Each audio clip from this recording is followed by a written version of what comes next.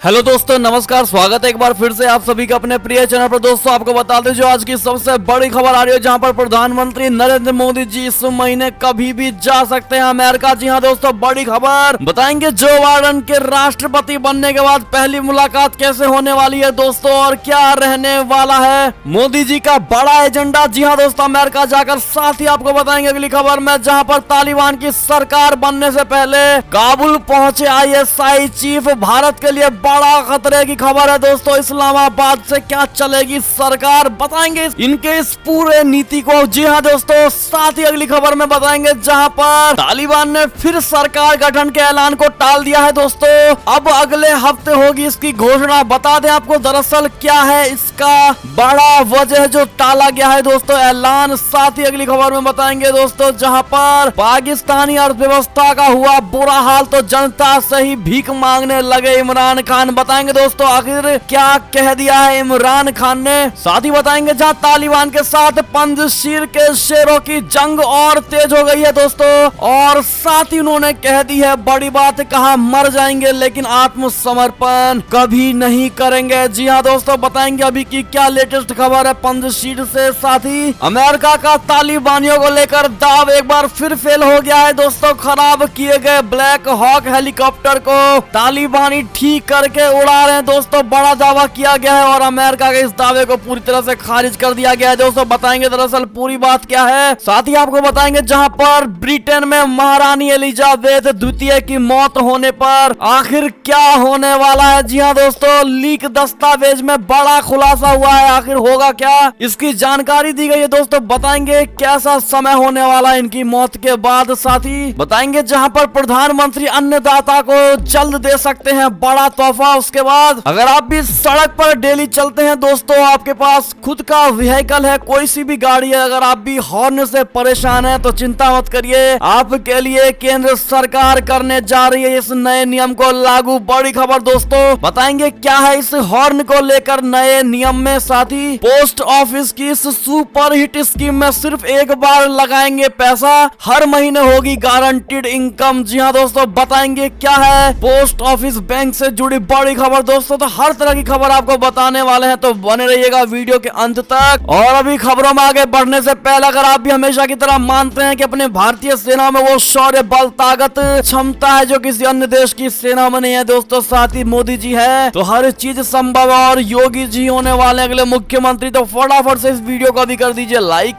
Channel को कर दीजिए सब्सक्राइब, बेल आइकन दबाइए, साथ ही कमेंट बॉक्स में लिख दीजिएगा जय हिंद। जी हाँ दोस्तों, तो चलते हैं पहली और सबसे बड़ी खबर की तरफ, जहां प्रधानमंत्री नरेंद्र मोदी जी इस महीने जा सकते हैं अमेरिका। जो बाइडेन के राष्ट्रपति बनने के बाद पहली मुलाकात होने वाली है, ये बता दें। पीएम मोदी के अमेरिका दौरे की तैयारियों को लेकर भारत और अमेरिका के बीच अनेक बैठक हो चुकी है दोस्तों। प्रधानमंत्री नरेंद्र मोदी जी की इसी महीने के अंत में अमेरिका की यात्रा पर इस बात पर निर्भर करेगी कि जो बाइडेन प्रशासन द्वारा क्वाड समूह के नेताओं का पहला प्रत्यक्ष शिखर सम्मेलन आयोजित करने के बारे में अंतिम निर्णय क्या होगा। इस बारे में जानकारी रखने वाले लोगों ने शनिवार को ये जानकारी दी। उन्होंने बताया कि दौरे के लिए संभावित तारीख 22 से 27 सितंबर के बीच होने वाली और इसकी तैयारियां 3 खंडों पर केंद्रित होंगी। न्यूयॉर्क में संयुक्त राष्ट्र महासभा में मोदी का संबोधन होगा, वॉशिंगटन में प्रस्तावित क्वाड शिखर सम्मेलन में उनका भाग लेना और राष्ट्रपति जो बाइडेन के साथ उनकी द्विपक्षीय बैठक होगी दोस्तों। बड़ी खबर, चलते अगली खबर की तरफ दोस्तों, जहां पर भारत के लिए बड़ा खतरा इस्लामाबाद से चलने वाली है क्या सरकार। जी हाँ दोस्तों, तालिबान की सरकार बनने से पहले काबुल पहुंचे ISI चीफ। दरअसल तालिबान की सरकार का ऐलान कभी भी हो सकता है और सरकार बनाने की तैयारियों के बीच पाकिस्तान खुफिया agency ISI chief general Faiz Hamid Kabul पहुंचे। उनके साथ पाकिस्तान सरकार के कई खुफिया अधिकारी और सरकार के अधिकारी हैं। काबुल पर तालिबान के कब्जे के बाद ये पहला मौका है जब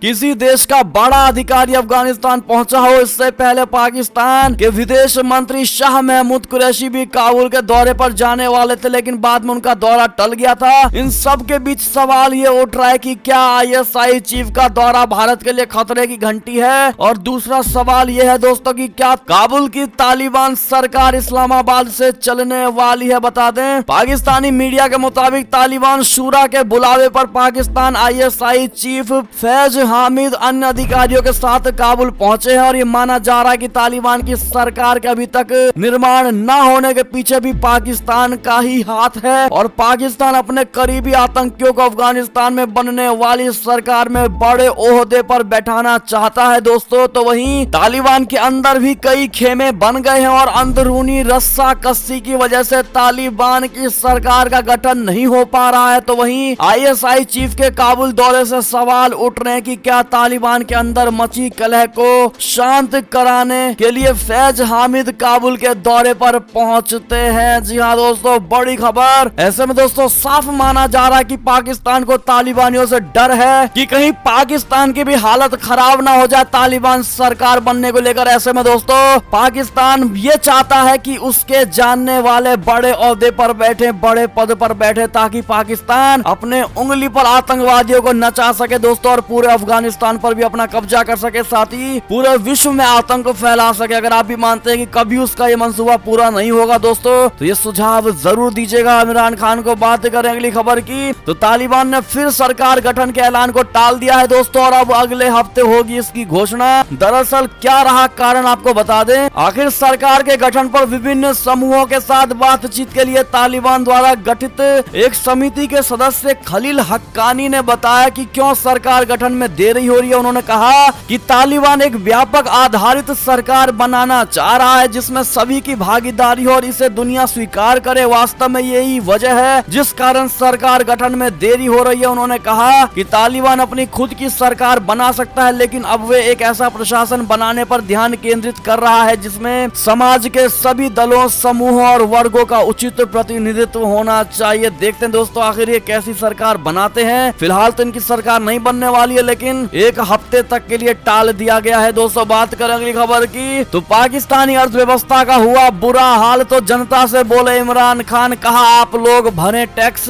ताकि चले अपना देश। जी हाँ दोस्तों, पाकिस्तान की अर्थव्यवस्था को बेड़ा गर्क करने वाले इस इमरान खान ने अपने ही पैरों पर कुल्हाड़ी मार ली है दोस्तों। दरअसल इमरान खान की सरकार पर लगातार दबाव बढ़ता जा रहा है और यही वजह है कि अब इमरान ने जनता से एक गुजारिश की है। राजधानी इस्लामाबाद में कार्यक्रम में बोलते हुए इमरान खान ने पाकिस्तानियों से अपील की है कि वे टैक्स भरें अगर वे देश को समृद्ध और खुशहाल देखना चाहते हैं। इमरान ने कहा कि आपको टैक्स का भुगतान करना होगा ताकि हम बुनियादी ढांचे में सुधार कर सकें। इसके जरिए शिक्षा, स्वास्थ्य, अच्छी सड़कें, बिजली जैसी आपकी बुनियादी जरूरतों को पूरा किया जा सके। इमरान खान ने इस बात को लेकर दुख जताया कि लोग टैक्स नहीं भरते और फिर सुविधाओं की मांग भी करते हैं। उन्होंने कहा ऐसे लोग एक भी अच्छा काम नहीं करते मगर फिर भी जन्नत जाने की चाह रखते हैं। जी हाँ दोस्तों, उन्होंने ये बातें तब बोली हैं दोस्तों जब उनको लगा है कि पाकिस्तान अब सबसे निचले स्तर पर गिरता जा रहा है दोस्तों और GDP उसकी गिरती जा रही है। ऐसे में पूरे पाकिस्तान का बेड़ा गर्क करने वाले इस इमरान खान को लेकर आपकी क्या राय, सुझाव होगी दोस्तों जरूर बताइएगा। साथ ही अगली खबर की बात करें, लेकिन वीडियो लाइक नहीं किया दोस्तों तो कृपया करके पहले इस वीडियो को जरूर लाइक कर दीजिएगा। साथ ही बढ़ते अगली खबर की तरफ, जहां तालिबान के साथ पंजशीर के शेरों की जंग और भी तेज, कहा मर जाएंगे लेकिन आत्मसमर्पण नहीं करेंगे। जी हाँ दोस्तों, अफगानिस्तान की पंजशीर घाटी तालिबान के लिए बड़ा सिरदर्द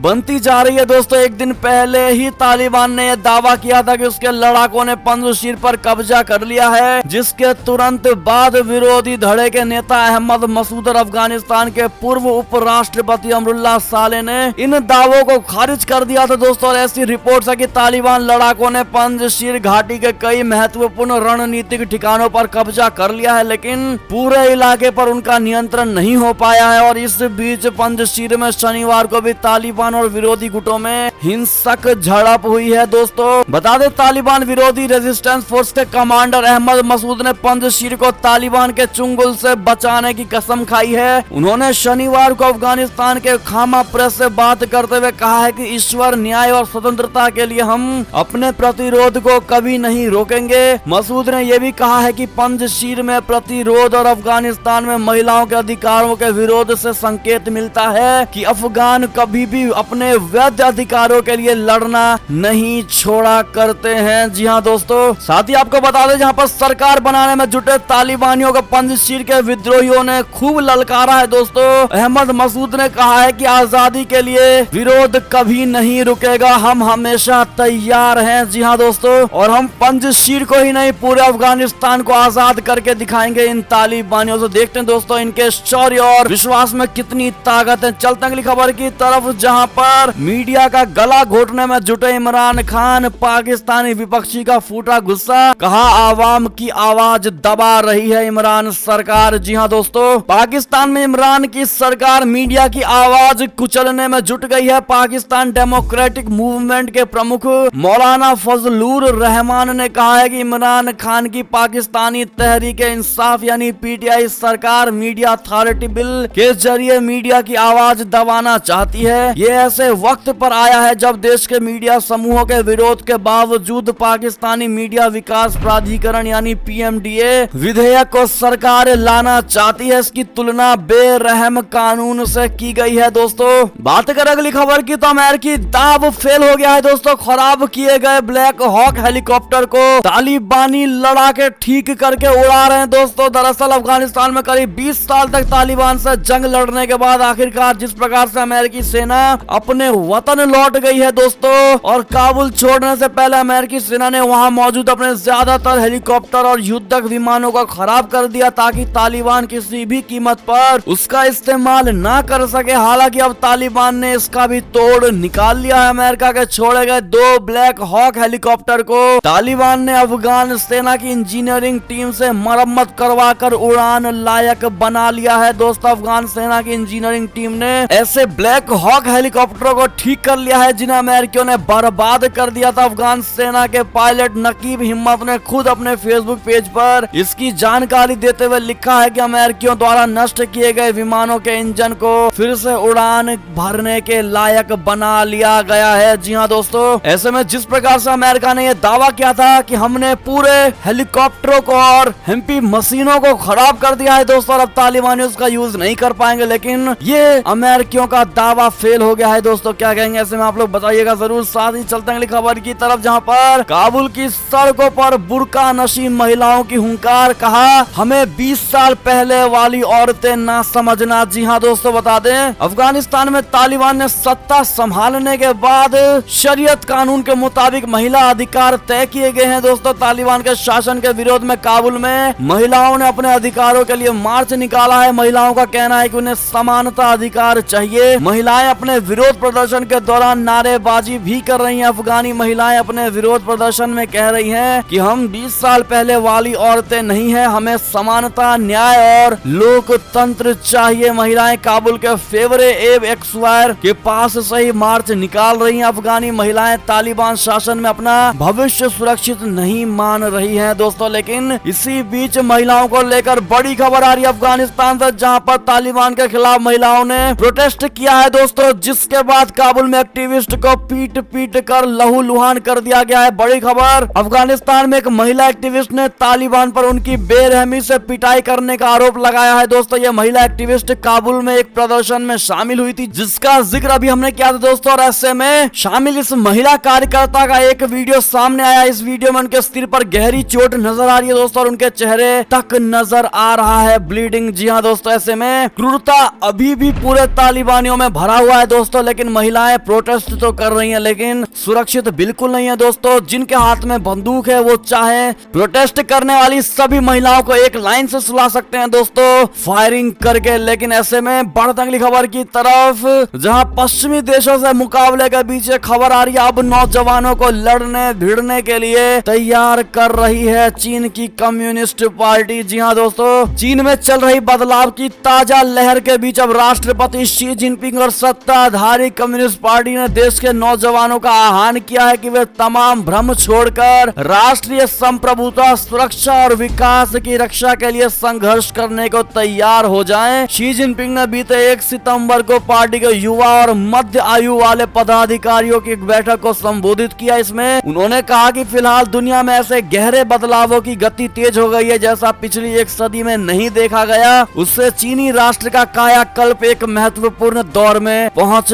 गया है। दोस्तों बात करें अगली खबर की तो लीक दस्तावेज में बड़ा खुलासा हुआ है दोस्तों कि महारानी एलिजाबेथ द्वितीय की मौत होने पर ब्रिटेन में आखिर क्या होगा, कैसे होंगे लंदन के हालात, आइए आपको भी बताते हैं दोस्तों। ब्रिटेन के शाही परिवार यानी रॉयल फैमिली ने अभी से ही महारानी एलिजाबेथ द्वितीय के निधन के बाद होने वाले कार्यक्रमों को तैयार कर लिया है। दरअसल लिखे हुए दस्तावेजों से एलिजाबेथ द्वितीय के निधन के कुछ घंटों और फिर आगे के दिनों में होने वाले विशाल ऑपरेशन का खुलासा किया है। इस रिपोर्ट को अमेरिकी न्यूज संगठन पॉलिटिको को लीक कर दिया गया है। दोस्तों इसमें बताया गया है कि इस ऑपरेशन का कोड नेम होने वाला है ऑपरेशन लंदन ब्रिज।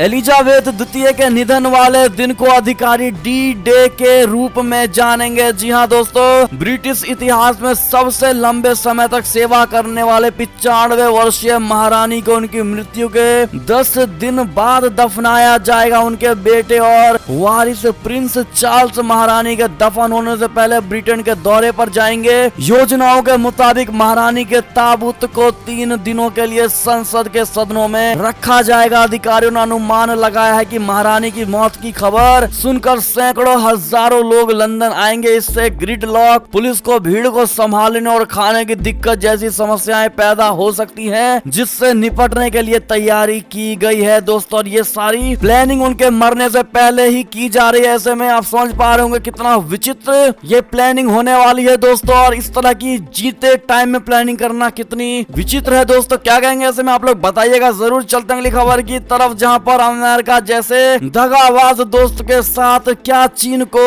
चुनौती दे पाएगा भारत? क्यों बढ़ गई मोदी सरकार की चिंता? दरअसल पिछले 1 महीने में वैश्विक राजनीति पूरी तरह से बदल गई है और अफगानिस्तान में पाकिस्तान और चीन ने भारत के खिलाफ जो जाल बुना है दोस्तों, उसने भारत को चिंता में डाल दिया है। लेकिन सबसे बड़ी चिंता अमेरिका की विश्वसनीयता में आई कमी को लेकर है, और ये सवाल उठ रहे हैं कि क्या अमेरिका जैसे मौका परस्त पार्टनर के साथ मिलकर क्या भारत चीन को चुनौती दे पाएगा? और दूसरा सवाल ये है कि क्या चीन को रोकने के लिए बनाया गया क्वाड अपना प्रभाव खोता हुआ नजर आ रहा है? जी हाँ दोस्तों, बता दें अमेरिका के रवैये से हैरत में पूरी दुनिया पड़ गई है। दरअसल अफगानिस्तान से अमेरिका जिस तरीके से गैर जिम्मेदाराना होकर बाहर निकला है वो पूरी दुनिया को हतप्रभ करने वाला है। और सवाल उठ रहे हैं कि क्या अमेरिका के राष्ट्रपति जो बाइडेन और उनके प्रशासन ने खुद की अमेरिका की साख को भट्टे में मिला दिया है, और क्या अमेरिका से एक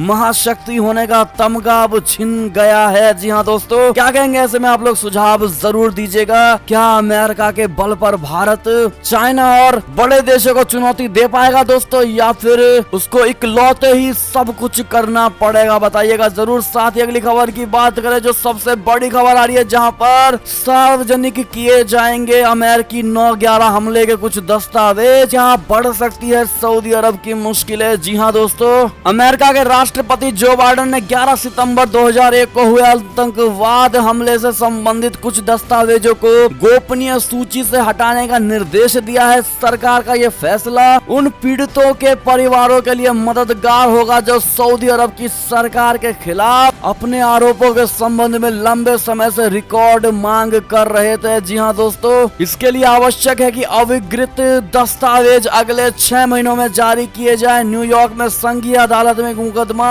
काफी समय से लंबित है, जिसमें सऊदी अरब की सरकार और उसके अधिकारियों पर घटना से पहले विमान के अपहरणकर्ताओं को मदद उपलब्ध कराने का आरोप लगाते हुए उन्हें जिम्मेदार ठहराने का अनुरोध किया गया है। दोस्तों अब देखना ये होगा कि आखिर उन रिपोर्टों में सऊदी अरब को लेकर कौन कौन सी बातें होने वाली हैं। दोस्तों बात करें अगली खबर की, तो जापान से बड़ी खबर, जहां सुगा की जगह लेने के लिए लग गई है एलडीपी नेताओं में तीखी होड़। जी हाँ दोस्तों, जापान में प्रधानमंत्री योशिहिदे सुगा के मैदान से हटने के बाद सत्ताधारी लिबरल डेमोक्रेटिक पार्टी के भीतर नेता पद पर दावेदारी करने वाले नेताओं की संख्या लगातार बढ़ रही है। दोस्तों बात करें अगली खबर की, तो पुतिन ने अफगान चुनौतियों का समाधान करने के लिए एकता का आग्रह किया है। दोस्तों रूस के राष्ट्रपति व्लादिमीर पुतिन ने छठे पूर्वी आर्थिक मंच के पूर्ण सत्र के दौरान कहा है कि वैश्विक समुदाय को अफगानिस्तान में मौजूदा समस्याओं के समाधान के प्रयासों में शामिल होना चाहिए। जी हाँ दोस्तों, अगली खबर की बात करें तो पूर्व अफगानी अधिकारियों के अकाउंट खंगालने की कोशिश में था तालिबान, जिसके बाद गूगल ने